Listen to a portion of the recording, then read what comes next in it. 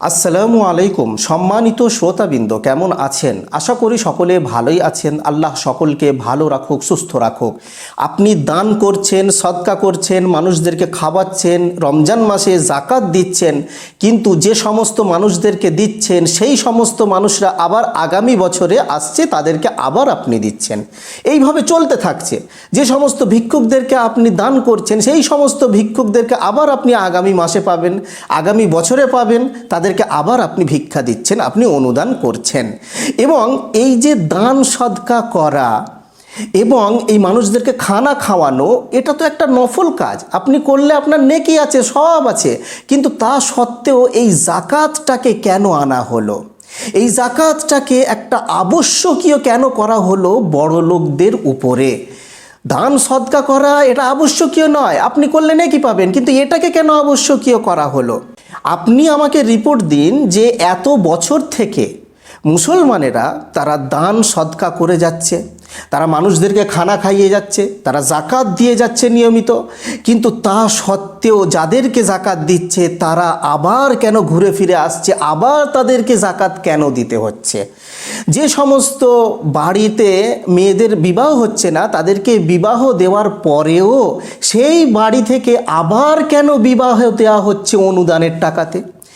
যে সমস্ত বাড়িতে বয়স্ক মানুষরা আছে তাদেরকে চিকিৎসা করানো হচ্ছে একটা অনুদানের টাকা থেকে, দান সদকার টাকা থেকে, সেই মানুষকে চিকিৎসা করানো, তার মেডিসিন কিনে দেওয়া, তারপরে আবার দেখবেন ঘুরে ফিরে ওই মানুষকে আবার দিতে হচ্ছে। তাহলে এটা কি ব্যাপার? কি জন্য এই রকম হচ্ছে?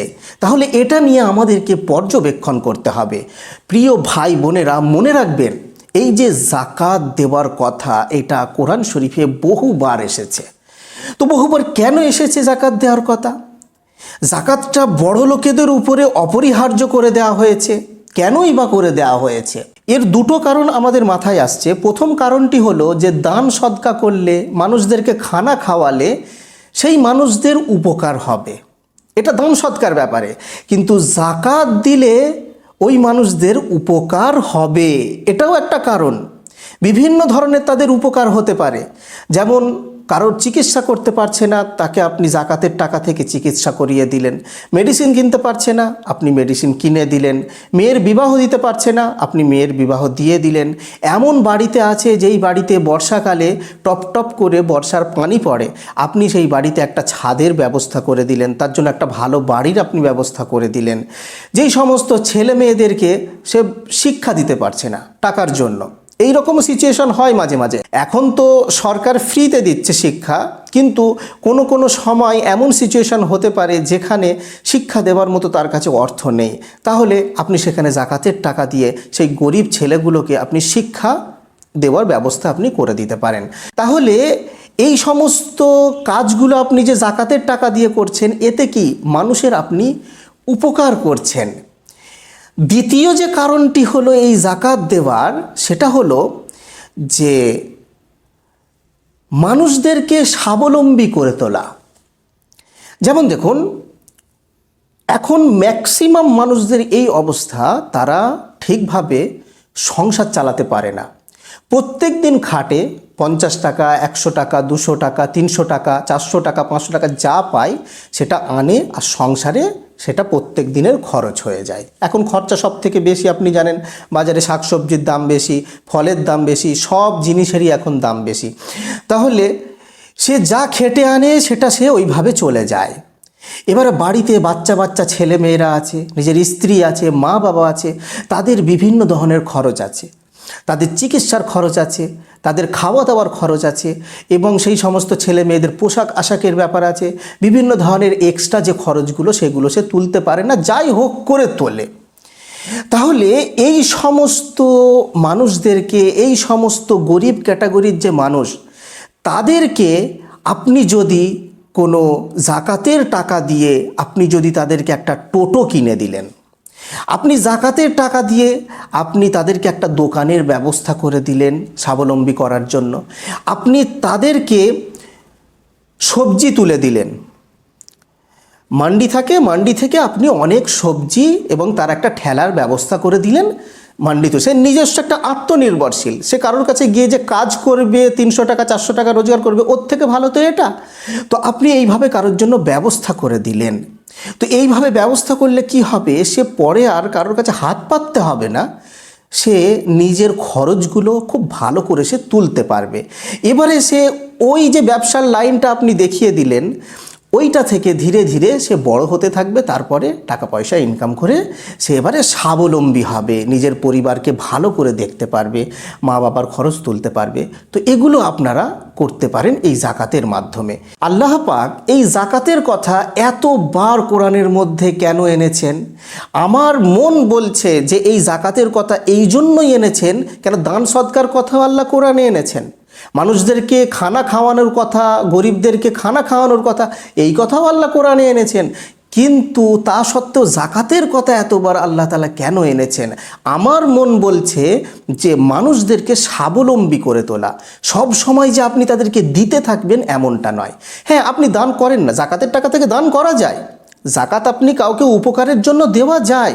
যেমন কোনো একটা জায়গাতে গরিব মানুষদের জন্য আপনি একটা হসপিটাল করে দিলেন, আপনি গরিব মানুষদের জন্য একটা ঔষধ দোকান করে দিলেন, সেখানে গরিব মানুষদেরকে ফ্রিতে ঔষধগুলো দেওয়া হবে। আপনি গরিব মানুষদের জন্য কোনো একটা জায়গাতে কোনো একটা খাবারের আপনি হোটেল করে দিলেন, সেখানে কি গরিব মানুষরা পেট পুরে খেতে পারবে। তো এই বিভিন্ন ধরনের সমাজসেবক কাজগুলো করা যায়।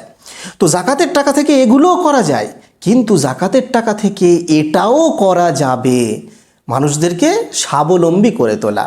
এবার আপনারা বলবেন যে ওইভাবে স্বাবলম্বী করতে হলে আমাদেরকে তাহলে জাকাতগুলোকে এক জায়গায় করতে হবে। হ্যাঁ, এটা করার প্রয়োজনীয়তা আছে। এইভাবে যে আপনি এককভাবে আপনি জাকাত দিয়ে দিচ্ছেন, আমি এটা মানা করছি না, বাধা দিচ্ছি না, আপনি জাকাত দিয়ে দিচ্ছেন, এটা আপনি দেন, আপনার জাকাত কবুল হয়ে যাবে। কিন্তু আমাদেরকে বুঝতে হবে যে আমি ওই জাকাতের টাকাগুলো একসঙ্গে করে যদি মানুষদেরকে স্বাবলম্বী করার জন্য যদি কিছু আমরা মনের মধ্যে প্রয়াস নিই, তাহলে এটা আমাদের জন্য, আমাদের সমাজের জন্য, সকলের জন্যই উপকার হবে। সেই জন্য ইসলামেতে এই জাকাতটাকে অপরিহার্য করা হয়েছে এবং এই জাকাতটাকে একটা পার্সেন্টেজ নির্ধারিত করে দেওয়া হয়েছে। ওই সমস্ত ধনী মানুষরা যদি সেই ক্যাটাগরিতে পড়ে, তাকে তাহলে এত পার্সেন্ট হিসাবে তাকে তাহলে তার জাকাতটাকে বের করতে হবে। এই জন্য অপরিহার্য এটাকে করা হয়েছে।